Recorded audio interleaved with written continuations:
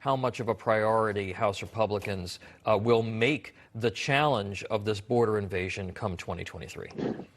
Well, good to be with you this morning, Tom. I actually was with Mr. McCarthy when he was at the border down in Texas at El Paso.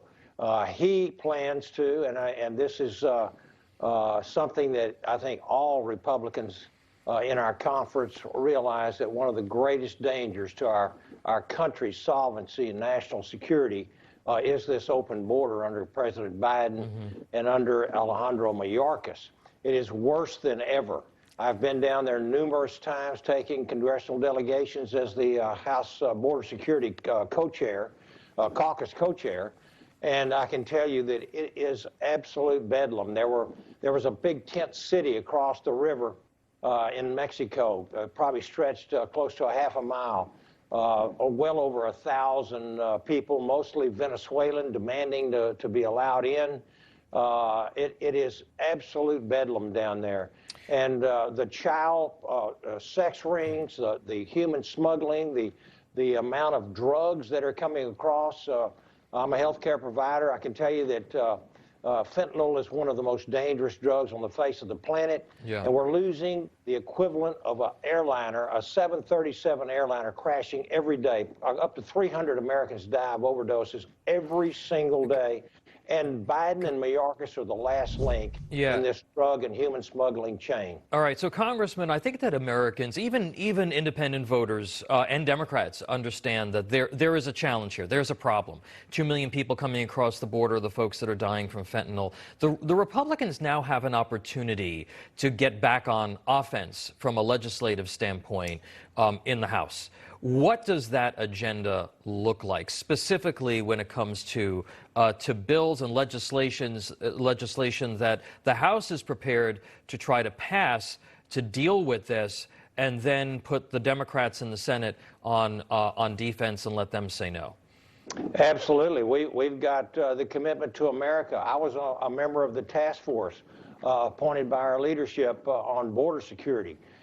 We had many, many meetings. We have various things that we want to do. We want to continue building the wall. We'd like to see it completed.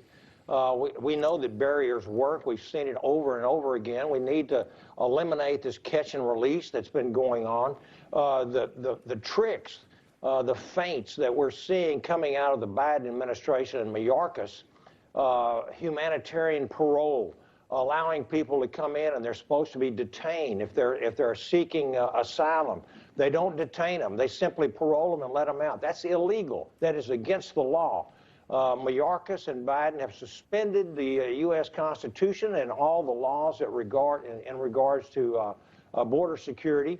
These are all things that we're planning on passing. We want to see Title 42 stick around. MPP, remain in Mexico. These were hard-earned, and by the Trump administration. They worked, and Biden has shucked them and thrown them out the window.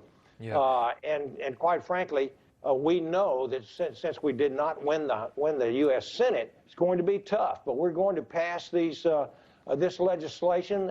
We are determined to secure this border. We know how dangerous it is.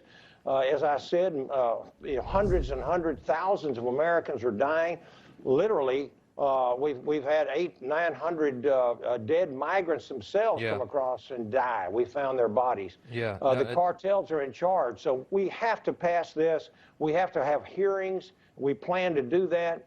We're going to put the Democrats in a very tough spot.